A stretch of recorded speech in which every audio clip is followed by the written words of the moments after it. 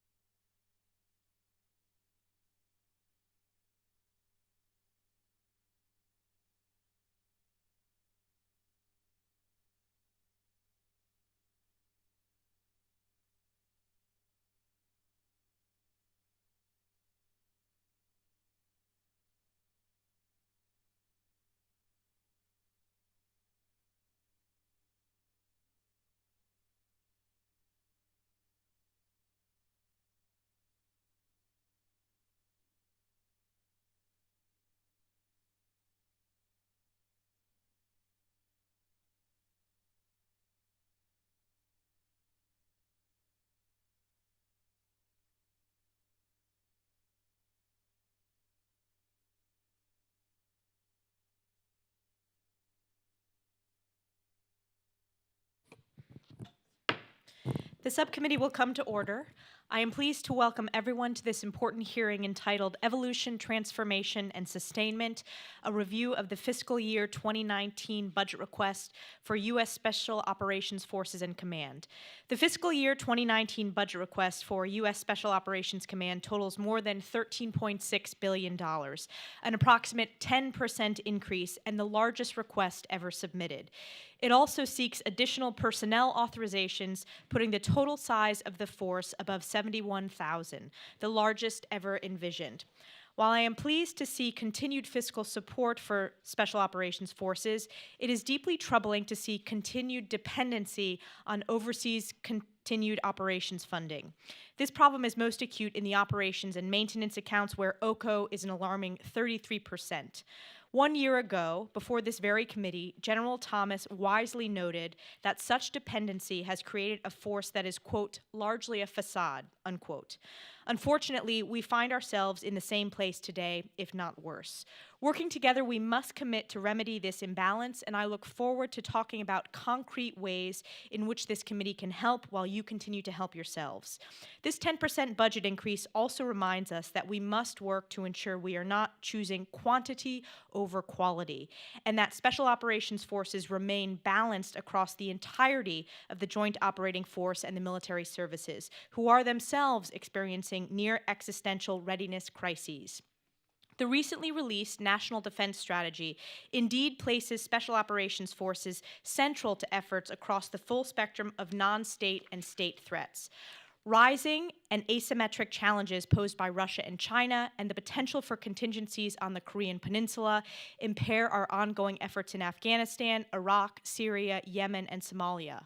All this while SOF also maintains a presence in some 80 additional countries today. Now more than ever, we run the risk of overextending our SOF forces who are central to our national defense. Of particular concern, we see the fight in Syria changing. More and more, our forces are engaging Russian and Syrian regime proxies, as most recently seen in the aggressive fighting in Dar ez-Zor. The defeat of ISIS now reveals the fingerprints of the larger geopolitical fight we are engaged in, putting at risk current authorities, frameworks, and partnerships, and not to mention the considerable risk to our forces on the ground in an already clouded and fractured battlefield. I look forward to hearing from both of our witnesses today how our Special Operations Forces are postured to support the new National Defense Strategy, while also continuing forward as the main line of effort in our current efforts across the globe. A large part of this subcommittee charge is looking far ahead to consider what's next. In doing so, I see many challenges, but also great opportunities in emerging technologies such as AI, quantum computing, nanotechnology, synthetic biology, the Internet of Things, and many others that will provide a significant battlefield advantage for Special Operations Forces and the broader joint force. We must ensure that we are doing everything we can to push the technological edge and maintain a battlefield advantage. Rest assured, our near-peer adversaries are already aggressively exploring these technologies, which present both economic and national security challenges for our nation. To this end, I am somewhat disappointed that SOCOM's budget request decreases research and development funding for a second year in a row. I look forward to hearing the rationale for this and taking any necessary steps to ensure we do not lose our technological and battlefield advantages. Needless to say, there is a lot of ground to cover today. I would like to welcome both of our witnesses, Mr. Owen West, the Assistant Secretary of Defense for Special Operations and Low-Intensity Conflict, and General Tony Thomas, Commander of U.S. Special Operations Command. Since this is Mr. West's first appearance before the House Armed Services Committee, let me congratulate you on your confirmation as Assistant Secretary of Defense for Special Operations, and we look forward to working with you. I'd also like now to recognize my friend and the ranking member, Jim Langevin from Rhode Island, for any opening comments he'd like to make. Thank you, Madam Chair, and thank you, Secretary West. I want to welcome you before the committee, and General Thomas. I want to thank you both for appearing before us today and for your service to our nation. It's great to have you back, General. Last year, in my opening statement on the U.S. Special Operations Command budget request, I highlighted the ever-increasing demand for reliance on Special Operations Forces by combatant commanders, as the Chair has also referenced in her opening statement. Today, that demand and reliance has not decreased. In fact, under the new National Defense Strategy, it will likely increase with the focus on interstate competition with gray zone conflicts below the level of armed conflict. Our special operators have a myriad of critical skill sets that can be employed across the full spectrum of conflict, yet we must be prudent about how the force is employed, or we risk breaking the tip of the spear. After 17 years, the global counterterrorism fight is by no means over. At the same time, we must be prepared for future activities and conflicts in which potential adversaries have made gains in technologies like robotics and biotechnology and have new capabilities aimed at achieving information dominance. The fiscal year 2019 budget request for USSOCOM is $13.6 billion, just 2% of the overall Department of Defense request. Reflected in the request are more robust investments for enhancing SOF operations throughout the information environment, including enhanced cyber and network resiliency capabilities. As a result of Section 1637 of the National Defense Authorization Act for FY 2018, the Secretary of Defense has directed USSOCOM to establish a centralized capability for military information support operations, global messaging, and counter-messaging. The FY 2019 request includes $18 million to that end. This hearing provides us with an opportunity to understand how USSOCOM will fulfill its roles and responsibilities under Section 1637 to better enable an enhanced approach to maximize effects from the tactical to strategic levels while contributing to a whole-of-government effort. As in years past, much of the USSOCOM funding request, particularly in the operations and maintenance accounts, remains part of the overseas contingency operations. However, Many of these activities and programs are enduring, which means their classification remains a serious concern for me. Baseline funding is crucial to providing USSOCOM stability for programming, and reflected properly, it will enable us to better understand defense spending in the current and the out years. In addition to a dialogue about the demands on our force, readiness for current and future contingencies, and associated resource requests, there are several legislative and policy issues at hand to discuss. This includes implementation of Section 922 of the NDAA regarding the role and responsibilities of your office, Secretary West, and I look forward to hearing your vision and efforts for implementing reforms intended to empower your position to effectively conduct internal oversight and advocacy. SOF are engaged in operational activities globally under legislative authorities carefully overseen by the committee. Section 1209 of the FY 2015 NDAA authorizes the Department to provide assistance to vetted Syrian opposition forces. SOF continue to advise and assist in the fight against ISIL in Syria, where we have seen remarkable progress. A transition to stability operations has begun in many areas. So with 1209 set to expire on December 31st, 2018, I'd like to ask our witnesses their perspective on an extension of that authority, and how would continued training and assistance be scoped if, in fact, an extension is granted. In closing, again, want to thank our witnesses for being here today and express my gratitude to the men and women of our armed forces around the globe. I know you have extraordinary responsibilities and burdens on your shoulders. The nation is grateful for the work that you do and for your service. And with that, Madam Chair, I yield back. Thank you, Jim. And I want to take this moment to remind our members that immediately following the open hearing, the committee will reconvene right next door in 2216 for a closed classified roundtable discussion with both of our witnesses. Before we begin, I also want to remind our witnesses that your full written statements will be submitted for the record, and we ask that you summarize those statements in 5 minutes or less for your opening statements. Secretary West, we'll begin with you, and I look forward to your opening statement. Thank you, Chairwoman. Chairwoman, ranking member, and distinguished members of this committee, I'm honored to appear before you as the Assistant Secretary of Defense of Special Operations Low Intensity Conflict. In my short time on the job, I've been most impressed by the level of commitment demonstrated by my staff and their U.S. Special Operations Command teammates. There exists a relentless but thoughtful focus on warfighting, which is unsurprising in an enterprise led by Secretary Mattis. I'm pleased to share this opportunity with one such warfighter. From 2001 to 2013, General Tony Thomas deployed every year to combat. He is a reflection of the force he leads, from his deployment cycle to the intellectual creativity and competitive drive he shares with his fellow operators. I mention competitiveness because we have a new national defense strategy that clarifies my priorities, none bigger than helping General Thomas steadily build competitive advantage across the vast spectrum of warfare Special Operations calls home. The NDS calls for a new era, where we compete in what Secretary Mattis calls the contact layer, the daily clash of national will that occurs short of armed conflict, where your Special Operations forces are today building relationships and reducing the enemy.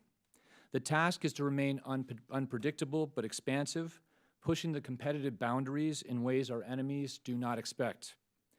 To sustain this expansion, we must be fiscally hawkish, reducing asymmetry by adopting a focus on return on investment.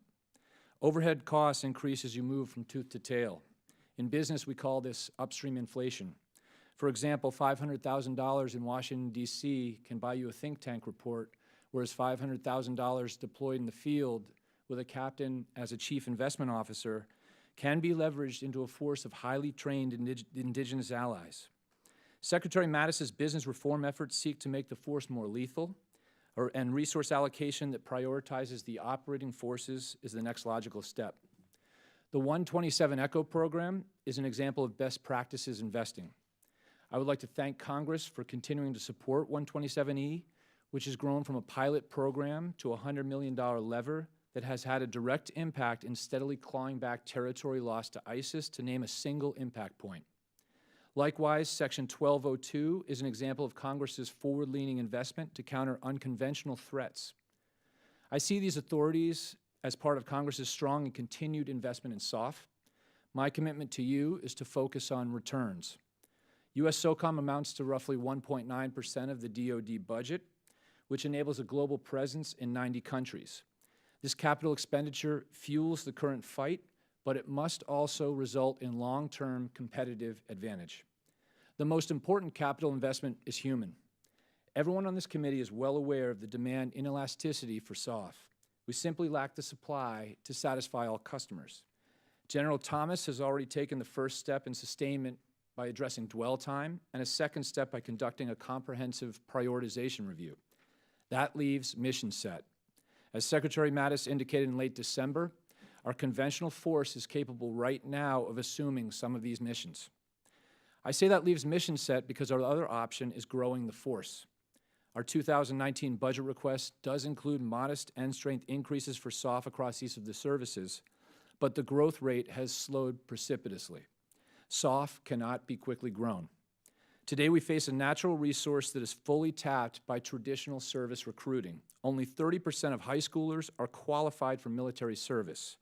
We must therefore explore unconventional techniques and new pools to recruit men and women who have the right stuff. Today's battlefield has challenged the traditional definition of a combatant. Successfully operating in the global contact layer demands that we build a diverse force. The SOF entry standards are high, but America has always encouraged its pioneers. We need more candidates without military histories. We need more cultural diversity. We need more women. SOF tryouts are life-altering experiences. The reward is joining an elite team where the commitment to each other is as strong as the commitment to country. That human element is the key component in SOCOM. General Thomas runs a global risk-reward venture, and human failure is inevitable. When mistakes are made, one of my principal responsibilities is to ensure transparency and provide you the necessary and appropriate information. We owe it to the families, the Department, Congress, and the American people to complete investigations with thoroughness, diligence, and timeliness.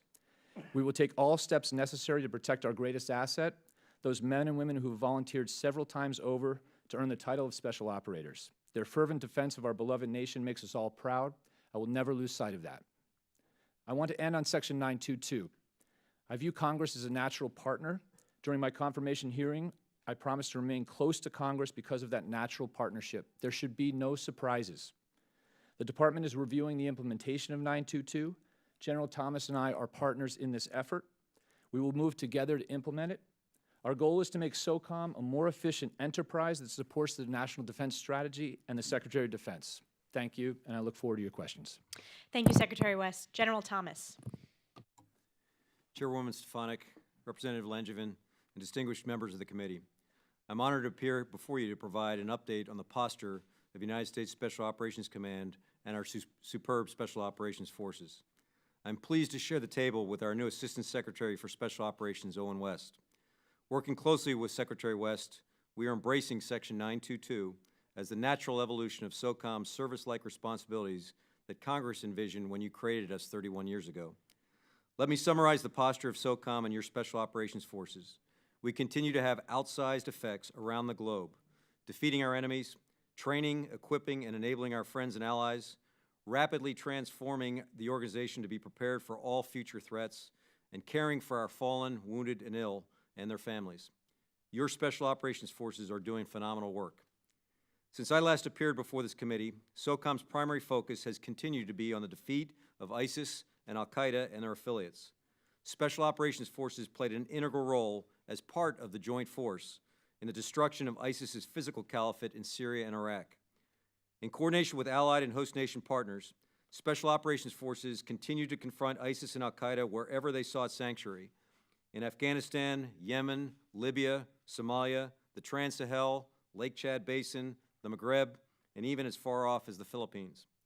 In addition to our historic efforts to confront violent extremism, SOCOM continues to enhance our role as part of the joint force in assuring allies and improving their capabilities in the face of aggressive regional hegemons, reinforcing host nation and law enforcement efforts in the Western Hemisphere in defense of our national boundaries, and preparing for contingency operations. Our successes are directly attributable to recruiting and training amazing Americans, outfitting them with the best equipment and training in the world, and empowering them with the requisite authorities to defeat our adversaries, our people to continue to be the decisive advantage. Congress's support continues to be key in our efforts in the form of necessary resources and specific authorities. With Title 10, Section 127 ECHO, Congress allowed Special Operations Forces to support vetted foreign forces against terrorist groups.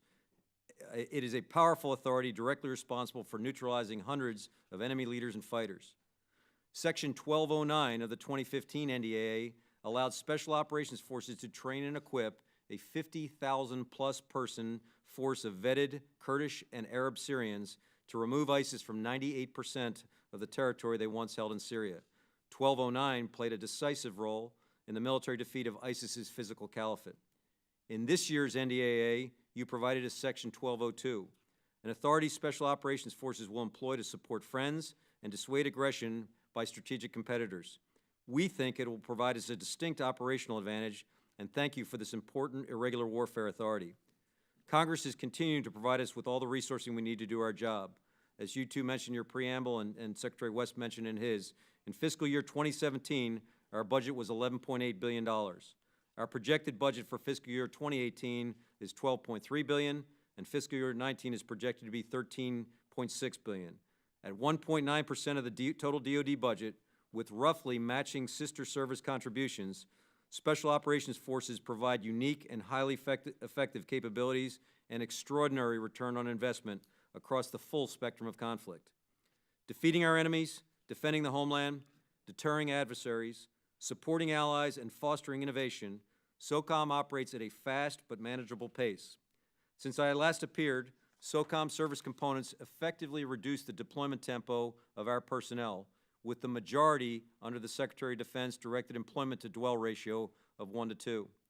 Our people and our formations are better than they've ever been, thriving under pressure, executing the toughest missions, and achieving success. Success, however, has carried a high price. In the past 10 months, we suffered the loss of 20 Special Operations personnel from our formation in combat, with 144 wounded and injured.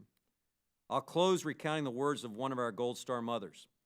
At the funeral of her son, Green Beret Staff Sergeant Aaron Rhett Butler from the 19th Special Forces Group, a National Guard non-commissioned officer killed in Afghanistan this past August. Aaron was a 4-time Utah State wrestling champion in high school and the 7th of 8 children. In the midst of her grief, Mrs. Butler looked me straight in the eye and said, "Stay on this, finish it." Her resolve resonated with me and reflects the extraordinary support we enjoy from our service member families. I know it resonates with this committee as well. SOCOM and our Special Operations Forces are relentlessly focused on winning our current fights and preparing for all future threats facing our nation. Again, thank you for your trust and support for this command and our Special Operations Forces. Thank you, General Thomas. My first question, I want to relate it back to my opening statement. This subcommittee is charged with looking 5, 10, 20 years ahead. And I'm concerned that we must have a sustainable CT and countering violent extremism strategy. We have made significant tactical gains, such as recent advances in Syria, Libya, and even Somalia, but only in some cases to see those hard-earned gains rolled back because we lack a larger strategy and diplomatic approach that could realize the tactical gains. How do you think we ensure that we have a strategy to build in the long term upon tactical successes? And both of you, that question's for both of you. Why don't I talk about the strategic aspects, and Tony, you can talk operations. Chairwoman, I think you have teased out the basic question that resides in the NDS, and that is, as we shift focus, how do we sustain other efforts, especially if we have to become more austere in certain buckets, while maintaining, in my judgment, what is a best-in-class competitive advantage that General Thomas's team has built in counterterror. When I look across the military missions, I'm not sure if there's a bigger gap. Coming from the private sector, I think what is needed is a resource allocation model that is underway at the department. Secretary Mattis has begun to task people to look at an investment philosophy. Some of the things that have worked, for instance, have been partner forces. So some basic questions would be, what are the chances of success? The size of the spend? Can we turn it over to GP? And then to your much larger question, how do we build an overall thesis to get us to where we want to be ahead, 5 or 10 years from now? General Thomas. Chairwoman, I think I speak comfortably for the Secretary when he would agree with your analysis that tactics without strategy, to quote Sun Tzu, is the noise before defeat.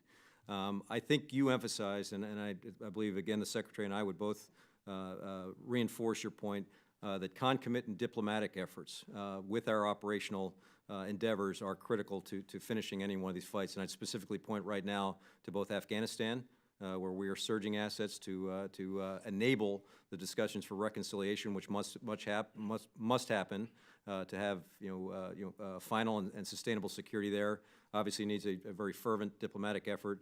And in Syria right now, you mentioned earlier, we're in a phase in the moment of the physical defeat of the caliphate that we're endeavoring to provide stability to those ungoverned spaces and to those people where we've conducted operations, and that's a critical role that has to come through in conjunction with our military operations. My next question also relates to my opening statement. General Thomas, what can this committee do to reduce your dependency on OCO? Chairwoman, luckily, the current funding bill as it stands makes the OCO point moot for these next 2 years, as I understand it. It's only a respite, though, and so I'm glad that you're emphasizing that currently, if we were to highlight the current dependency on OCO, it's 1/3 of our budget, a huge dependency, and I'm hopeful that in the out years that we were able to recognize that these are lasting capabilities in SOCOM and your SOCOM that you all want to maintain, and therefore drive it from OCO into base. So I'm hoping for that consideration in the out years. Luckily, again, I think the current budget addresses that. Secretary West, did you want to add, given your oversight role? Chairwoman, I would just say, coming in again from the private sector, I think OCO, it seems to me, I'm not an expert, but it has the potential to build some very bad habits in terms of planning. I need to dig into it more. I'd be happy to get back to you with an assessment, and I think it'll take me about 3 months. But the potential is there to really hem what you talked about, which is beginning to transform the force out 5 or 10 years. And then my last question for the first round is, we've seen the recent incident of overseas fitness trackers that telegraphed the positions and data of our servicemen and women, and that reminds us, of course, of the Internet of Things continues to change the game. Can you talk about how this is impacting your approach to force protection? What did we learn from the most recent incident, and what changes have been made? And in a broader sense, how concerned are you in general about the proliferation of more than 50 billion interconnected sensors and devices? General Thomas? Chairwoman, I think we all had that kind of epiphany moment that the vulnerability that available databases like that can present to the force. So clearly, and it was immediate vulnerability that the department was aware of, and that we're scrambling to make sure we have the right sort of policy in place. I think it also highlights the other aspect, though, the ability to manipulate and leverage data that we're also interested in becoming much better in the future. So this was an eye-opening exposure and a vulnerability to the department for a new and developmental technology. But we're endeavoring to, one, protect what we need to in terms of available data, but also to be able to leverage it operationally as well. I now recognize Mr. Langevin. Thank you, Madam Chair. Again, thanks to both of our witnesses for your testimony. General Thomas, as I mentioned in my opening statement, there continues to be a high demand for reliance increasing reliance on special operations forces by combatant commanders. And I believe that, as I know you do as well, they have to be prudent in employment of the force to maintain readiness for current and future missions, as well as preserve strategic operations for our nation. So I know that this issue has also been on the forefront of your mind, as we've discussed in our one-on-one meetings, and you've been vocal that SOF cannot be the solution to every problem. So can you please describe your efforts to ensure the force is employed to meet combatant commander requirements while also addressing what I would call over-reliance on SOF, and some concrete examples for the committee to demonstrate how you've pushed back in cases where that it wouldn't be appropriate for SOF, and regular forces could take over the mission, would be helpful. In addition to resource requirements, how can Congress be helpful on this front as well? Congressman, thanks for the question, and thanks for the time yesterday to catch up with you. As you implied, and certainly as we have looked back over the years, SOF has arguably been applied very liberally with a dearth of strategy, with a dearth of a real vision towards end state. And so while we're out in many locations, the reality is it's hard to measure what does the end state, what does sustainable security look like. There is significant oversight from the department, specifically from my boss and certainly with the Assistant Secretary, to ensure that we are prioritized in terms of our placement and our operations now and into the future. And I would tell you that the strategic context is coming together more coherently every day under the leadership of Secretary Mattis. So I'm somewhat confident that we're getting that external pressure while we prioritize internally to the limited assets we have. If you were to ask me, are we able to satisfy all the geographic combatant commanders' requirements, I would tell you no. We routinely tell geographic combatant commanders that we have no more to hand out at this time. In priority, we've given them out to the respective to the 6 geographic combatant commanders, and it forces consideration for other forces, whether they're international partners, conventional forces, or other capabilities that should be brought to bear. So it's a good, vibrant, professional discussion that I think is getting more in balance all the time. Thank you. So the Army's 1st Security Force Assistance Brigade is going to deploy to Afghanistan this spring. Can you tell us how will that deployment to Afghanistan alleviate some of the burden on SOF? And what is your understanding of how future Security Force Assistance Brigade deployments will contribute to alleviating some of the burden on SOF? Yes, Congressman. Specifically, the Security Force Assistance Brigades that the Army has stood up in very rapid order, I give them a lot of credit for creating capability in little to no time, are specifically focused on the conventional Afghan Kandaks. They're conventional units in the field, which right now are not partnered, unlike our Afghan Special Operations Force partners who do have U.S. Special Forces and other allied forces align with them and have been historically with them. So there are specific purposes for the conventional side.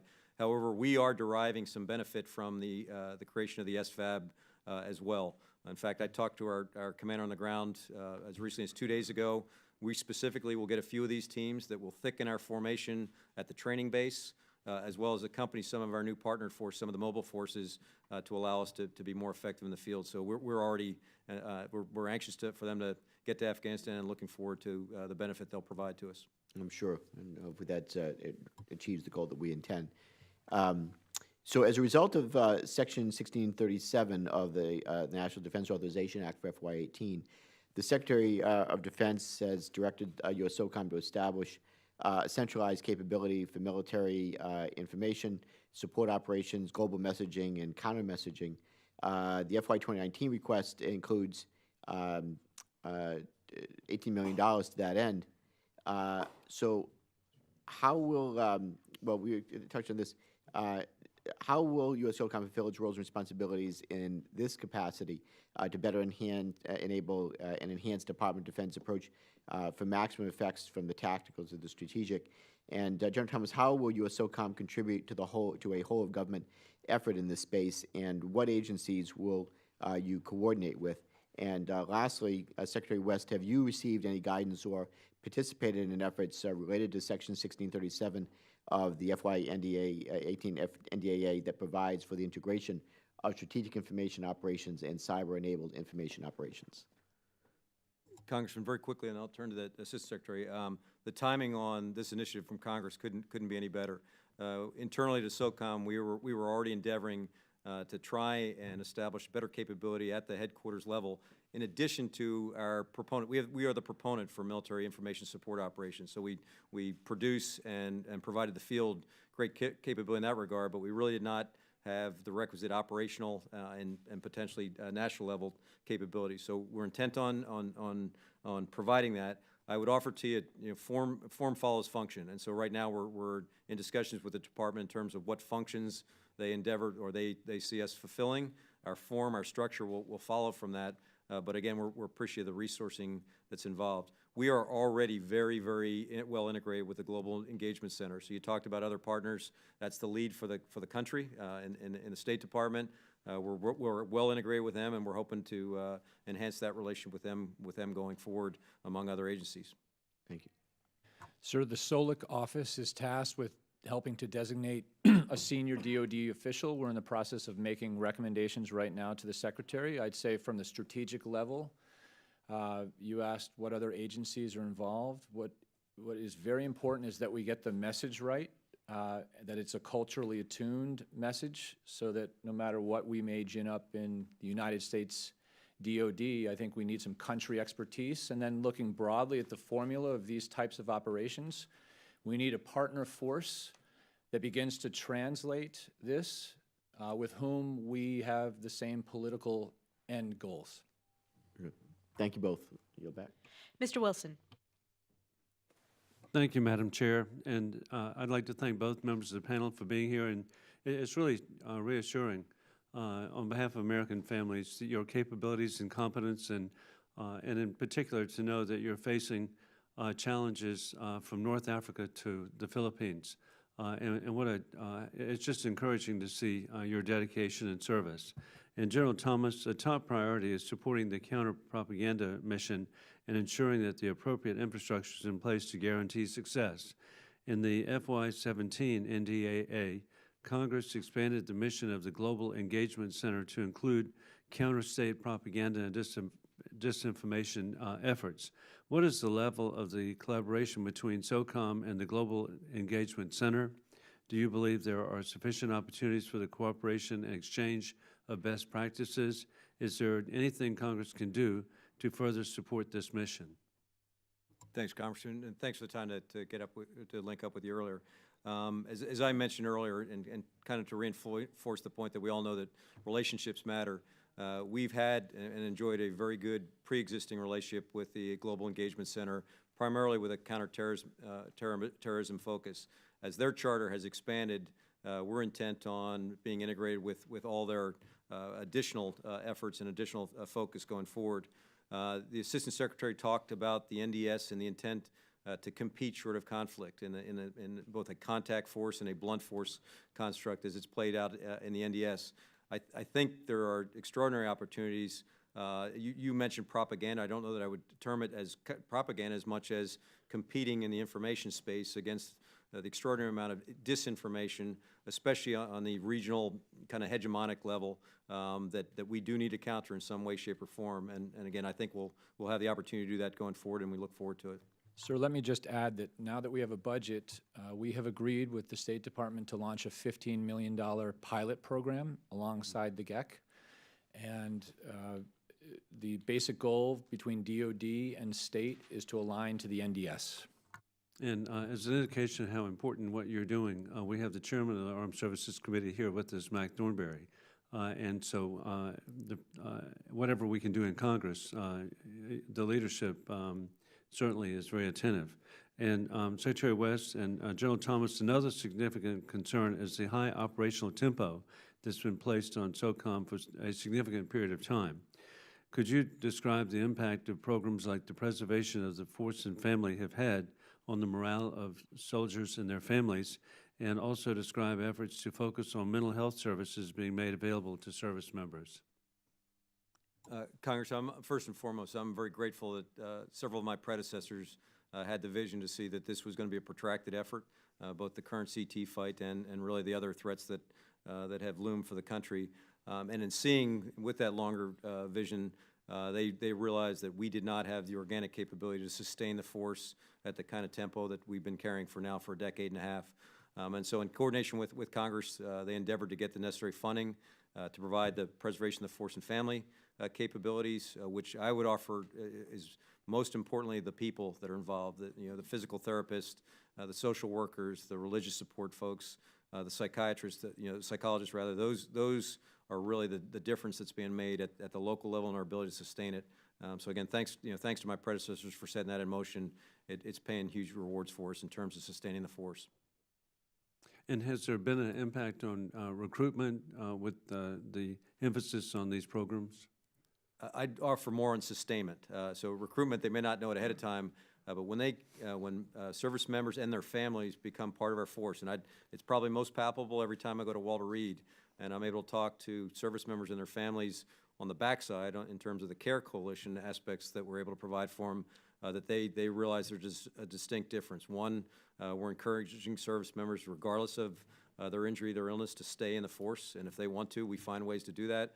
And then we're also able to sustain their families so they can work with us for the long haul. And it's almost indescribably powerful for our formation.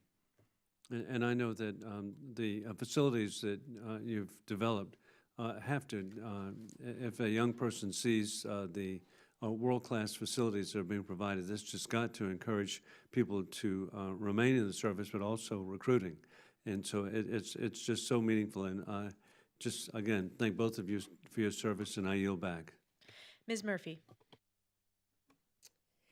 Mr. West, General Thomas, thank you so much for being here today, and thank you, General Thomas, for taking a little time out of your schedule this morning to connect. In a prior life, I had the real honor to work for ASD Solic in the SOCT Directorate, and I have a deep appreciation for the capabilities that SOF brings to our national security, so thank you for all that you do. And you talked a little bit about this in your opening remarks, but just given the new national defense strategy refocuses on great power conflict, will SOCOM seek to transition away from CVE to other roles that more directly counter the military capabilities of peer competitors? And if so, what does that look like? Well, from one rookie to a veteran, I would say, as I said in the opening, that is a key question. I think, first of all, what's important is sustaining the advantage that SOCOM has built up in countering VEO. But then, along with many other programs and missions, we do have to become more austere. And so hard decisions have to be made in terms of when you begin to look from, essentially move from, I'll use a startup as an example, and you really begin to ask or assess what are diminishing returns, which are inevitable, against your spend. So I think one of my basic tasks will be to work alongside General Thomas on the business administrative aspect of SOCOM, and part of that is just how he allocates his dollars and his mission prioritization. Congresswoman, I'd like to think we anticipated the NDS a little bit in regards to one specific peer competitor, and that was at the invitation of our European allies, folks who we'd worked with in Afghanistan and Iraq. We were invited several years ago to join them in enhancing their capabilities in Eastern Europe, and so we've had a multi-year effort there, rather, that's already borne some pretty serious dividends. So I think we've already flexed in that regard. It opened our eyes to some capabilities that we were probably deficient in, that we needed to enhance above and beyond the great capabilities that we had developed for countering violent extremism. But we're an organization in transformation constantly, and I'd like to think that we're keeping pace with where the NDS wants us to go. Great, and I look forward to continuing the conversation to see as you make that transition. You know, I've had the pleasure of touring the SOFWorks a few times, and I'm so impressed by it. I even brought colleagues down to take a peek at what you've got going on there.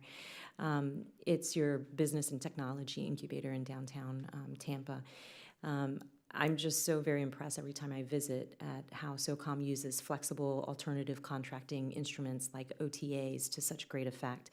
And I think when we think about some of the challenges that we're looking to address, having an ability to sort of hotwire the system a little bit and get into a more rapid acquisitions is really important, and I've been impressed with your ability to do that.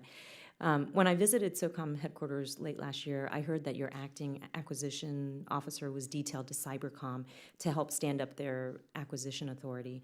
Can you talk a little bit about SOCOM and Cybercom's relationship, particularly as it relates to sharing best practices in acquisitions? Congressman, first of all, thanks for your interest in SOFWorks, and if I could actually go back to a question that the chairwoman asked about RDT&E, because truthfully, there was an internal tension in our command on are we putting sufficient money there, and it is, so it's very prominent. But I would offer platforms like SOFWorks, other people's money, our ability to leverage academia, and then truthfully, as we're working with the department, we had Ellen Lord down recently, and it struck me as she talks about $5 trillion worth of programs over the FIDEP, that SOCOM needs to do a better job of leveraging the heft of the department as it's swinging larger RDT&E dollars. So we are focused on it, but there's a couple different platforms. SoftWorks is unique as you described, and we've been able to parlay it. It originally, I don't think, was seen as something that was either scalable or exportable, and it's become both. Scalable in terms of how it's assisting other services. The Army has used it to look at ground mobility vehicles, weapons, things like that on our RDT&E back, which again, it's a great cooperative effort. Exportable in terms of, you mentioned Cybercom, it's also exportable to our foreign partners. We're able to share much more extensively right now. On your specific point of the relationship with Cybercom, Admiral Mike Rogers and I have had kind of a historic relationship, very positive one from growing up together. But he encouraged us as Special Operations to leverage cyber in everything we're doing. He knows that SOCOM has an attractiveness in terms of an operational approach that is not irresistible, but it certainly it forces consideration. So cyber operations is integral to everything we do, and we continue to enhance the relationship with them, most recently in trying to help them with their acquisition process. Time's expired. Mr. Heiss. Thank you, Madam Chair. General Thomas, you mentioned a while ago the preservation of force and family. Very much interested in that. Of course, there is so much stress on our warriors and their families. And I think this is a great program that now is 5 years old. You mentioned is dealing with physical, mental, social, and spiritual well-being. And that program expires this year, although a request for proposal has just come out this week. To begin, after 5 years now, what have you learned from this program? And does the new request, what kind of changes are being proposed? Congressman, I think as a learning organization, with the establishment of the Preservation of the Force and Family program, we really hinged it on 4 pillars: psychological, spiritual, social, and human performance aspects. And so we've been able to refine that over time, as much driven by our operators, as most of our successes are, where they're able to refine both the requirements, but also the ability to sustain the force over time. So again, it builds in resilience on the front end, and as we employ this force, and then parallel to that is our Care Coalition, which enables us to conduct an incredibly thorough warrior care program for those who unfortunately become wounded, ill, or injured. So in parallel, both those programs are keys to our sustainment going forward. We're continuing to look into how we can enhance that program, so I probably can come back to you with some more specifics, but it's an iterative program inside what we've been doing very capably for the last couple of years. So are you aware of any significant changes from what's being proposed now from 5 years ago? I don't think significant changes. I think probably a point that I should bring out to you is, again, imitation being the finest form of flattery. The other services are going to school on what we're doing and trying to implement it, and we're trying to share that as aggressively as possible. So I think we're on to something that is positive for not only our force, but for the larger department, and I'll get back to you on some specifics that we're considering. Mr. West. I was just going to say, sir, that not to be a force of negativity, but part of my job will be and is to scrutinize P11 programs or soft, peculiar programs like this, where the services has something that looks like it, but not quite. I usually dive into the statistics, and the statistics I've seen so far are really good. I'm sure we'll get into the results of the cultural survey that was commissioned about 3 months ago here, but my initial cut at the data says that something's working well, and I'd have to point to this program as among, say, the flagship programs that I would think has a big impact. It is really encouraging to hear. Would you say while you're up here that between the 4 pillars that they're fairly well balanced, or is there an imbalance and emphasis in one area over the other? I don't know, sir. I don't know, sir. General, would you? Congressman, I think it's pretty balanced. Where we're, I think, endeavoring to develop, because we're learning, is in the human performance domain. I think there's a lot of uncharted ground there. We have sports teams going to school on us, professional teams going to school on what we're learning. So I think it's indicative of an environment where there's some real opportunities, but we haven't developed them yet. I think it's really encouraging that this program is even here. The importance of taking care of these warriors and their families is just huge. And hats off to you for taking this seriously and for doing a good job, and the fact that statistically there are evidence to back up that this is succeeding in what its mission and purpose is very encouraging. So I thank you very much for that, and I'll yield back. Thank you, Mr. Heiss. We will now go to the second round of questions. General Thomas, you touched upon this in response to Ms. Murphy's question, but as I mentioned in my opening statement, we know that our near-peer adversaries are investing in the development of AI, synthetic biology, quantum computing, and it's, again, we're the Emerging Threats Subcommittee, so we're looking to the future to ensure that we maintain the edge when it comes to these technological tools. With that said, can you describe, and you said there was back and forth within SOCOM, why the budget request decreases our R&D investments for the second year in a row? Chairwoman, I probably didn't address that accurately, in that while there's tension for where and how we're spending our money, I'm comfortable that we are sufficiently immersed in R&D efforts with both our allotted money, other people's money, and other platforms. So I can probably give you a more comprehensive laydown where I guess the proof of the point is I can't tell you an area that I think we're lacking in terms of spending authority to pursue our RDT&E. On the specifics of machine learning, that's a great example, because there's probably nothing I'm more passionate about right now than the opportunities that SOCOM has to leverage machine learning to an extraordinary level. We had the innovation group come to us with Admiral McCraven about a year and a half ago, and some senior folks from Google and Alphabet gave us rave remarks for our people, our ability to prototype, and then gave us less than satisfactory marks for machine learning. And we took it as a tasker, and since that time we have poured a lot of energy, a lot of focus, more importantly, practical applications into everything we're doing. I devoured a book, Machine Platform Crowd, not too long ago by McAfee from up at MIT, that challenges corporations, but apropos to us, at every level and every mark, why you aren't embracing machine learning. And I can tell you that's the ethos of our command right now as we're going forward. So I really hope that we not only will improve our own capabilities, but that it'll be scalable to the department as kind of an exemplar for what we can do. So are we leveraging DARPA and service R&D efforts? In what areas are they helping you the most? Ma'am, I'd probably be hard-pressed right now to tell you the specifics, but the answer is yes. Anybody and everybody who I couch as free money, that's not meant to be kind of pejorative. It's folks that are doing similar lines of work or similar interested areas we're investing in. I think that the beauty of it, and where it plays to our maybe us not having the RDT&E, is we provide the platform. We provide the forum for applications of a lot of these prototypical efforts that I think creates just kind of a symbiotic marriage of opportunity there. And General Thomas, in terms of countering unconventional warfare threats, are we closer to linking all of our tools and capabilities, such as conventional, unconventional, economic, cyber, intel, and IO, in an effort to counter adversarial threats such as Russia? Chairwoman, I'd like to actually give you a few examples in the closed session afterwards, but the bottom line is yes.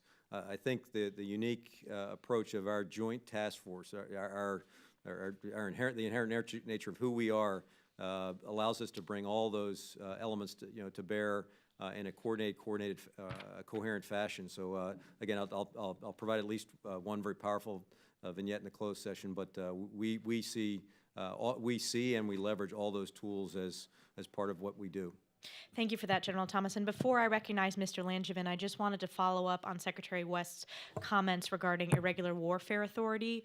Regarding Section 1202 and the new unconventional warfare authority, I was pleased to see you commit to the delivery of the UW strategy in the opening statement, but I do want to emphasize for the record that without that strategy, there is no UW authority, which is why we have the 15-day notice and wait as well.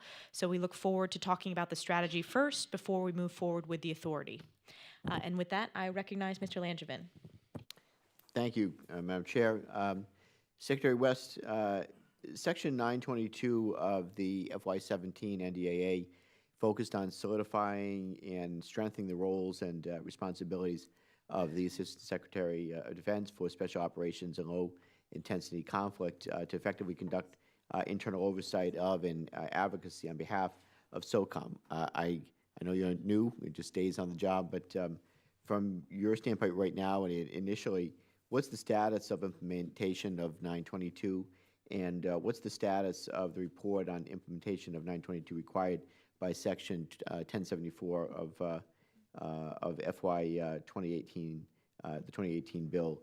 And as you know, Congress has expressed concern about inadequate resources being provided to ASD-SOLIC, and to fulfill roles and responsibilities. What efforts are underway to define and resource SOLIC? Congressman, let me take your second question first. We will turn in that report on time. Another report was just mentioned, so I like to meet deadlines. To your first question, the first thing I did was study the history. I think pathfinding requires you know where you're coming from to figure out where you're going. It's clear this was almost a 30-year culminating point, 922 specifically. And I think it's very timely in the backdrop of Secretary Mattis calling for business reform as one of his 3 pillars. I think reinvigoration is long overdue. General Thomas has a really unique role in that he is a very busy COCOM commander with 3 separate global synchronization hats.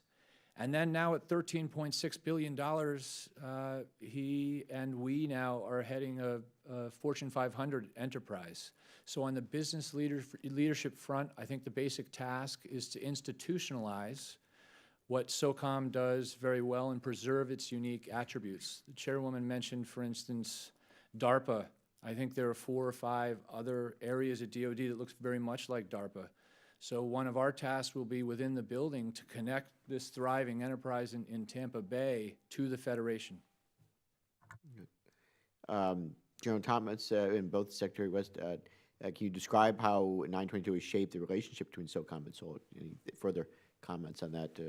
General Thomas, you want to comment?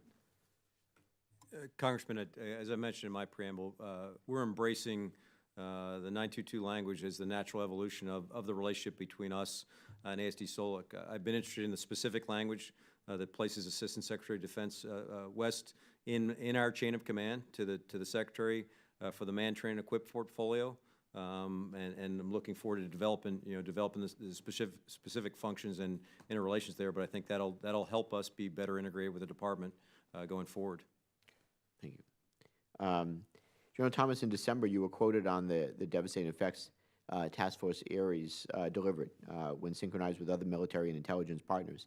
Now, despite these types of operations, you mentioned that we are not fully where you'd like to be with these capabilities. Can you please describe your cyber requirements? How is USSOCOM synchronizing and coordinating with U.S. Cyber Command? And do you find you have more policy and authority challenges or commanders who have difficulty integrating the capability in the cyber realm? Congressman, again, we enjoy an extraordinary and historic relationship with Cybercom. The level of support is almost indescribably powerful. When I mentioned and contrasted very successful operations there relative to areas that I think we can improve, it's really emphasizing that in the counter-violent extremist mission set, we've been able to break ground and really be a pathfinder for new and developmental capabilities that I think need to be carried over to other mission sets, to other operational domains that I think Mike Rogers would agree. We need some iterations. We need some reps in those environments, which we've had a good number in countering violent extremism, but I think they could be passed across, and we're trying to do that. Very good, thank you. And General Thomas, what's the situation with North Korea how has that impacted the force, and are SOF prepared to respond to a crisis on the peninsula? Congressman, as part of the joint force, we're always endeavoring to be prepared for any and all contingencies. So suffice to say, we are training, as we always have, to be prepared for that contingency among others. Okay. And I'll probably have some follow-up on the closed session on that, but with that, I'll yield back. Mr. Heiss. Thank you, Madam Chair. At this time, I have no further questions. Ms. Murphy. Madam Chair, I'll also reserve for the closed session. Thank you very much. We will now move into closed session.